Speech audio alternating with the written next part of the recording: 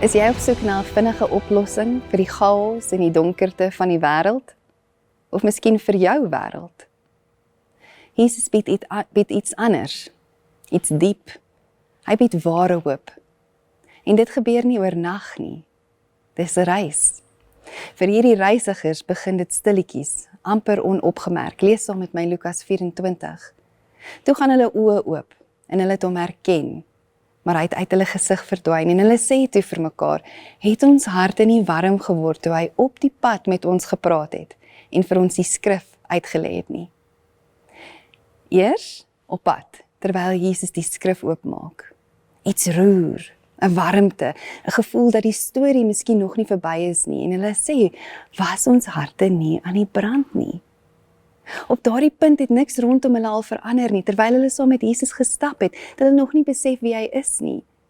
Jerusalem was nog steeds wat dit was. Die kruis het nog steeds gebeur, maar iets begin binne in hulle verander.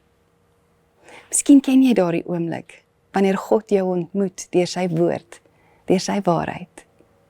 'n sagte roering in jou hart, gevoel van helderheid of troos of oortuiging. Want vir hierdie reisigers het iets verander toe Jesus die skrif vir hulle oopgemaak het. En dan aan tafel, hy neem die brood, hy dank God en hy breek dit. En skielik sien hulle. Dis in die gewone bekende van broodbreek dat hulle oopgaan. En ek wonder, het hulle hom voorheen hoor sê, ek is die brood van die lewe? Het hulle toe naby genoeg gesit om te hoor en te onthou? Of het hulle gehoor van die maaltyd wat Jesus met sy disippels gehad het, net voordat hy aan die kruis gehang het? Maar hier in sy teenwoordigheid, in die gewone, onthul die werklikheid van wie hy is, die opgestane Jesus, die Messias. Sien jy hoe Jesus hoop herstel?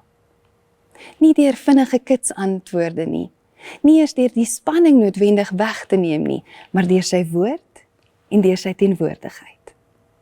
Hy praat, hy bly, hy gee homself en stadig word hulle harte wakker.